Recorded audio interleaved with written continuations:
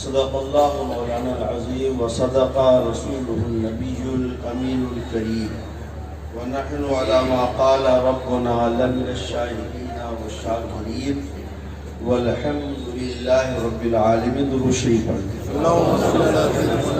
اللہم صلی علی سیدنا و نبینا و مولانا محمد معدن الجود والکرم منبع العلم والحلم والحکم وعلى آلہ واصحابہ وبارک وسلم صلاۃ و سلاما علیک یا رسول اللہ دائما ابدا سرمدا.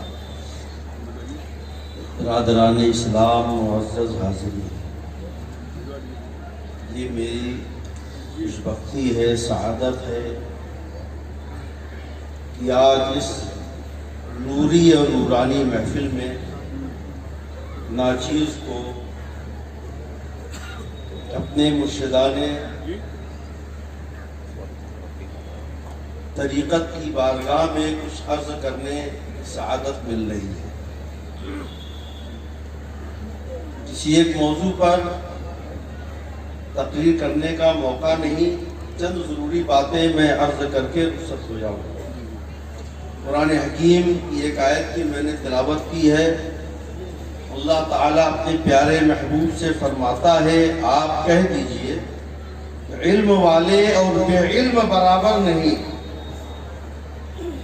سب لوگ غور سے سنیں قرآن پاک کا پیغام.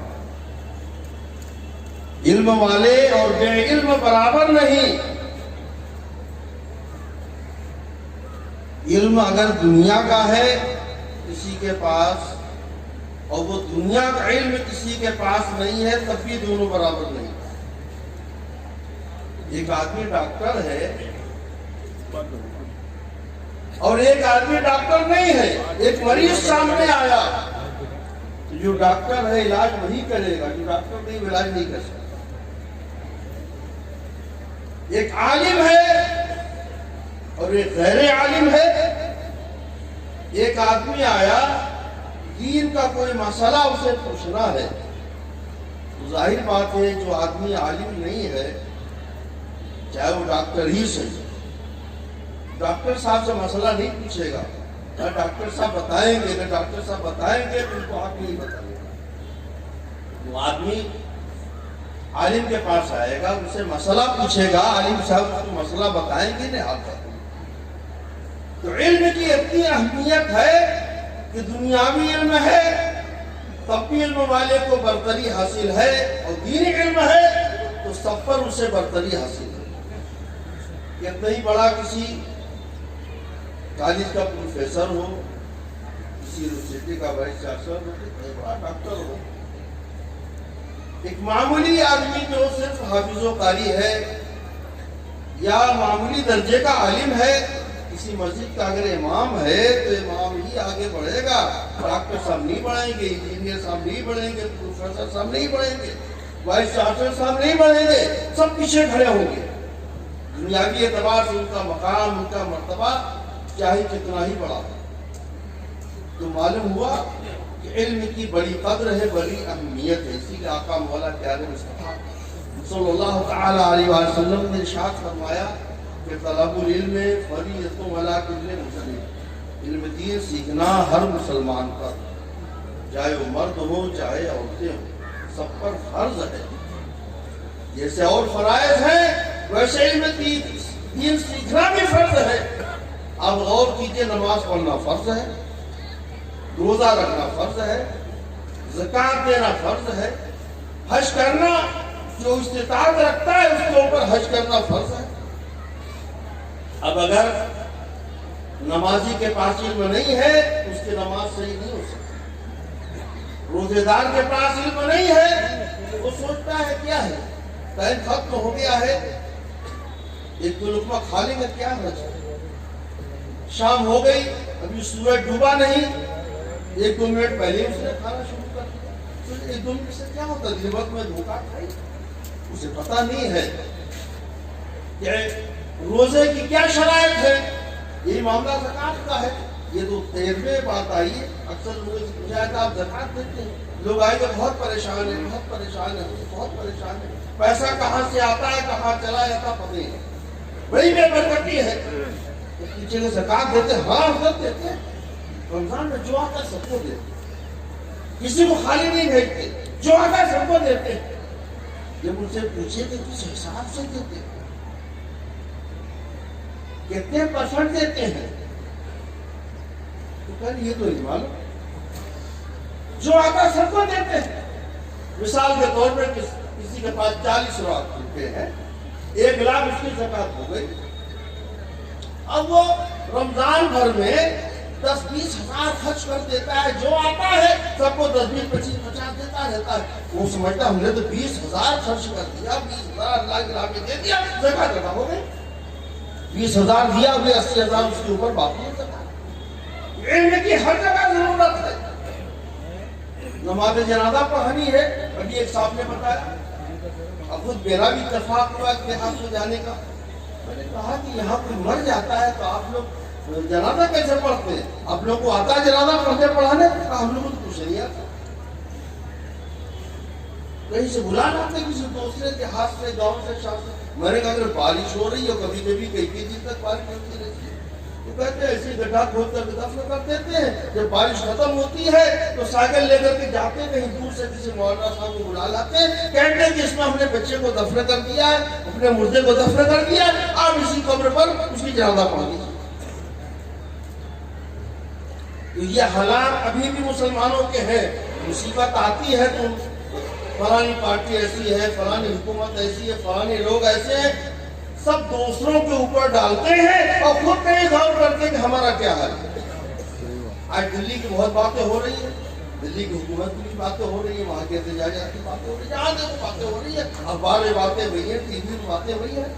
ابھی میں آ رہا تھا, علی گڑھ ٹرین سے اترا, میرے سامنے ایک صاحب بہت اچھے جوان خوبصورت بیٹھے ہوئے.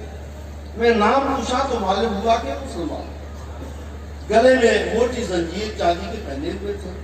میں نے کہا مسلمان ہے تو نہیں پہننا چاہیے, اگر نماز میں نہیں پڑھتے تو جمعہ تو پڑھتے ہو, وہ بھی آپ کا ناقص ہوگا. تو خیر انہوں نے الحمدللہ اتار. انہیں کے بازو میں ایک عورت تھی, ادھیڑ عمر کی عورت تھی, 50-55 سال کی رہی ہوگی, پڑھی لکھی عورت تھی. معلوم اس کو موڈ میں کیا آیا, غیر مسلم تھی. غیر مسلم میں نے اس لیے سمجھا, اس کے بات ہے کہ ٹیٹے سے بھی سمجھا, اس نے نام بھی ٹیٹی کو بتایا تو میں نے سمجھا. اس نے پوچھا اس نوجوان سے کہ آپ اردو جانتے ہیں؟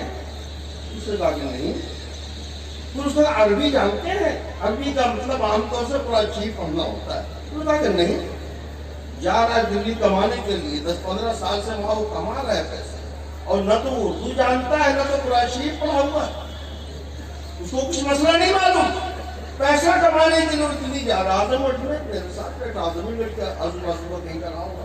تو حالت یہ ہے ہماری کہ ابھی پیسہ کمانے کے لیے دلی چلا جا رہا ہے, کوئی بمبئی چلا جا رہا ہے, کوئی سعودیہ چلا جا رہا ہے, کوئی اور کہیں بھی چلا جا رہا ہے, کوئی دبئی چلا جا رہا ہے, لیکن نہ تو اردو جانتا ہے, نہ تو اس کو کلمہ یاد ہے, نہ تو اس کو سورہ فاتحہ صحیح یاد ہے, اور نہ تو قرآن شریف پڑھے ہوئے. حدیث شریف میں آیا جس کے سینے میں قرآن نہیں, اس کا سینہ ویران ہے. تو آپ لوگ جائزہ لیجئے, آپ قرآن نہیں پڑھے ہیں, اپنے محلے کے امام صاحب سے پڑھیے, مت دیکھیے کہ آپ کی عمر کیا ہے. حدیث شریف میں آیا جس نے بچپن میں علم نہیں سیکھا, اگر بڑھاپے میں علم سیکھتا ہے, اس سے حالت میں مرتا ہے, وہ شہید مرتا ہے. اتنا بڑا مرتبہ ہے. آپ سوچتے ہیں تو بوڑھے ہو گئے, بال بچے والے ہو گئے, جوان ہو گئے, یا شادی والے ہو گئے, آپ کیسے پڑھیں گے؟ آپ کو پڑھنے میں شرم آتی ہے, اور یہ کہنے میں شرم نہیں آتی ہم نے قرآن نہیں پڑھا. پیسہ کمایا, سیٹ ہو گئے, ساہوکار ہو گئے, آل اولاد والے ہو گئے, بیاہ شادی ہم نے کر لیا, لیکن قرآن نہیں پڑھا, تو شرم کس پر آنی چاہیے. تو آپ لوگ قرآن پڑھیے, بچوں کو قرآن پڑھائیے. اگر آپ کا کوئی مدرسہ نہیں ہے تو آپ جو آزو بازو میں مدرسے وہاں بھیجیے, اور بڑے مدرسے اپنی ارد گرد میں جائزہ لیں, پتہ لگائے کہ کہاں کوئی مکتب نہیں ہے, کہاں کوئی مولوی نہیں ہے, وہاں انتظام کر سکتے ہیں تو کریں, ورنہ وہاں سے سب لڑکوں کے لیے 2-4-5 لڑکوں کو لا کر کے ان کو دین سکھائے, دین کی ضروری بات سکھائے. اس کے بعد چاہے وہ عالم ہو یا نہ ہو, حافظ قرآن ہو یا نہ ہو, اس کے بعد چاہے وہ کاروبار میں لگ جائے, چاہے کسی کام میں لگ جائے. یہ بہت ضروری چیز ہے. ہمارے جتنے مدرسے والے یہاں حاضر ہیں, مدرسے کے ناظمین حاضر ہیں، مدرسے کے شوق الحدیث حاضر ہے، سب کو یہ درس میں دے رہا ہوں۔ اپنے گرد و پیش کا پتہ لگائیں، کہاں دیکھیں کہ وہ جنازہ یاد کرنے والا نہیں ہے، جنازہ پڑھانے والا نہیں ہے، نماز پڑھانے والا نہیں ہے۔ جہاں تک ہو سکے آپ سے اس پر کوشش کریں۔ الحمدللہ میں بھی ایک چھوٹے سے قصبے چڑیا کوٹ میں مدرسہ چلاتا ہوں۔ جہاں کہیں بھی قریب پاس میں جاتا ہوں فوراً جائزہ لیتا ہوں کہ یہاں کوئی پڑھنے پڑھانے والا ہے کہ نہیں، یہاں کسی کو کچھ آتا ہے کہ نہیں۔ کئی جگہ میں نے تو ایسا کیا کہ بھئی آپ لوگ میں مدرسہ چلاتا ہوں، چندہ مت دو۔ آپ لوگ گھبراتے ہیں کہ مولانا صاحب ہے چندہ نہ مانگیے۔ میں چندہ نہیں مانگتا ہوں، میں آپ سے لڑکا مانگتا ہوں، بچہ مانگتا ہوں، آپ ہمیں دیجیے، میں کہیں سے بھی چندہ لاؤں گا، پڑھا لکھا کر کے آپ کو پیش کروں۔ یہ جذبہ ہمارے مدرسے والوں کے اندر ہونا چاہیے۔ لیکن دیکھا جاتا ہے کہ سالہ سال سے کسی گاؤں سے کسی قصبے سے لوگ چندے خوب لا رہے ہیں، خوب تحصیل کر رہے ہیں، اور کبھی اس کی فکر نہیں کر رہے ہیں یا کوئی حافظ نہیں ہے، یا کوئی عالم نہیں ہے، یا کوئی ناظرہ خواہ نہیں ہے، یا کوئی نماز پڑھنے والا نہیں ہے، یا کوئی جنازہ پڑھنے والا نہیں ہے۔ یہ فکر آپ سب لوگوں کو ہونی چاہیے، جو جس مزاج کا ہے، جس معیار کا ہے، ہر آدمی جس پر توجہ دینے کی ضرورت ہے۔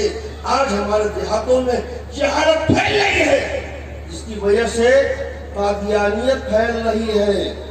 آپ کے کتنے لوگ تو جانتے ہیں کہ قادیانی کیا چیز؟ غلام محمد قادیانی کچھ دنوں پہلے پیدا ہوا تھا، اس نے نبوت کا دعویٰ کیا تھا، ہمارے آقا کے بعد نبوت کا دروازہ بند ہو گیا ہے۔ تو آج یہ وہاں جاتے ہیں نا جہاں کوئی مولوی نہیں ہے، جہاں کوئی پڑھا لکھا آدمی نہیں ہے، جہاں کے لوگ ہوشیار نہیں ہے، بالکل جاہل جنگ گاؤں میں وہ لوگ چلے جاتے ہیں اور پہلے چکنی چپڑی باتیں کریں گے، روزہ نماز کی باتیں کریں گے، اور اس کے بعد دھیرے دھیرے غلام محمد قادیانی بہت بڑے بزرگ گزرے ہیں، ایسے ہیں ویسے ہیں، اور پھر اس کی محبت ڈال دیں گے۔ یہ کہتے تھے، یہ وہ کہتے تھے، اور دھیرے دھیرے جب اس کی عظمت بیٹھ جائے گی تو کہہ دیں گے کہ انہوں نے نبوت کا دعویٰ کیا۔ ارے نبی یہ بات کہے تب بھی ایک آدمی ایسا کہ جس نے نبوت کا دعویٰ کیا مرتد ہو گیا، ساری دنیا کے ہر جماعت کے مسلمانوں نے اس کو کافر کہا ہے، اس کی عظمت دل میں ڈال دیتا ہے۔ یہ کم بڑا کفر ہے کہ بہت سے ایسے دیہات ہمارے ہاتھوں سے نکلتے چلے آ رہے ہیں۔ اس کی طرف توجہ کی ضرورت ہے۔ قادیانی کے رد میں ہمارے مصنفین کو چاہیے کہ کتابیں لکھیں، اردو میں بھی، آسان ہندی میں بھی اور انگلش میں بھی۔ گجرات کا علاقہ ہے تو گجراتی میں، بنگال کا علاقہ ہے تو بنگالی میں، اور اس کی طرف ہم لوگوں نے بہت کم توجہ دی۔ بہت سے علماء نے لکھی ہیں کتابیں کہ ان کو ہم پھیلا نہیں سکتے، ہر گھر میں پہنچانا چاہیے، لوگوں کو بتانا چاہیے کہ قادیانی کیا ہے۔ جب وہ جانیں گے تو انشاءاللہ اس سے بچیں گے، جو جانیں گے ہی نہیں، جو جائے گا اور جو کچھ جنائے گا، جو بتائے گا، وہ اسی کی شکل میں پڑ جائے گا۔ اللہ تبارک و تعالی ہمیں آپ تمام حضرات کو ان باتوں پر عمل کرنے کی جو میں نے پیش کی توفیق عطا فرمائے۔ وآخر دعوانا الحمدللہ رب العالمین۔